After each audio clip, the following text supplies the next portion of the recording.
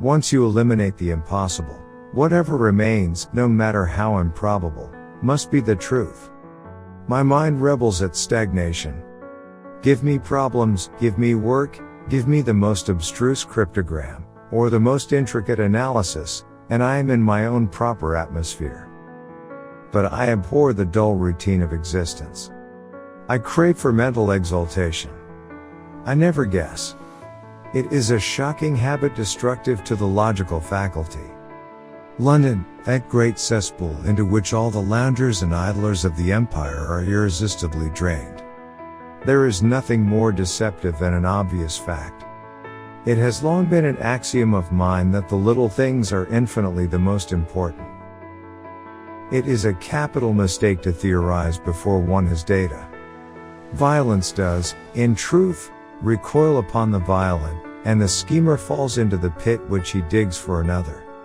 A client is to me a mere unit, a factor in a problem. There is nothing more unaesthetic than a policeman. I consider that a man's brain originally is like a little empty attic, and you have to stock it with such furniture as you choose. It is an old maxim of mine that when you have excluded the impossible, whatever remains, however improbable, must be the truth. How often have I said to you that when you have eliminated the impossible, whatever remains, however improbable, must be the truth? From a drop of water a logician could infer the possibility of an Atlantic or Niagara without having seen or heard of one or the other. A man should keep his little brain attic stocked with all the furniture that he is likely to use, and the rest he can put away in the lumber room of his library, where he can get it if he wants it. Our ideas must be as broad as nature if they are to interpret nature. The lowest and vilest alleys of London do not present a more dreadful record of sin than does the smiling and beautiful countryside. Nothing clears up a case so much as stating it to another person.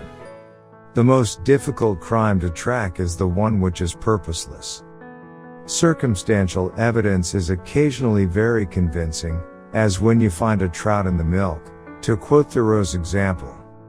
As a rule, said Holmes, the more bizarre a thing is the less mysterious it proves to be. It is your commonplace, featureless crimes which are really puzzling, just as a commonplace face is the most difficult to identify.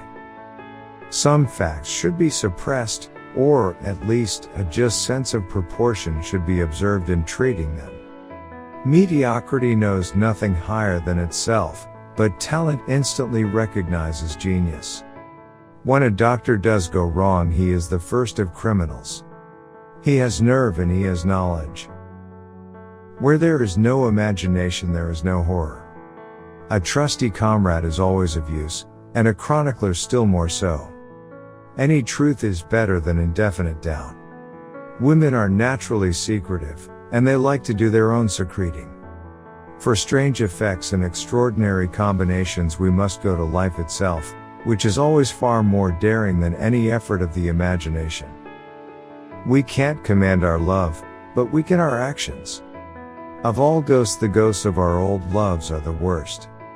Depend upon it, there comes a time when for every addition of knowledge you forget something that you knew before. It is of the highest importance, therefore, not to have useless facts elbowing out the useful ones.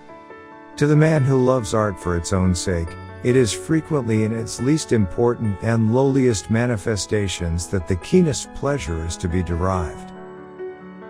When you have eliminated the impossible, whatever remains, however improbable, must be the truth. I have seen too much not to know that the impression of a woman may be more valuable than the conclusion of an analytical reasoner. Sir Walter, with his 61 years of life, although he never wrote a novel until he was over 40, had, fortunately for the world, a longer working career than most of his brethren. I have frequently gained my first real insight into the character of parents by studying their children. You will, I am sure, agree with me that if page 534 only finds us in the second chapter, the length of the first one must have been really intolerable. As Cuvier could correctly describe a whole animal by the contemplation of a single bone, so the observer who has thoroughly understood one link in a series of incidents should be able to accurately state all the other ones, both before and after. The ideal reasoner, he remarked, would, when he had once been shown a single fact in all its bearings, deduce from it not only all the chain of events which led up to it but also all the results which would follow from it. His ignorance was as remarkable as his knowledge.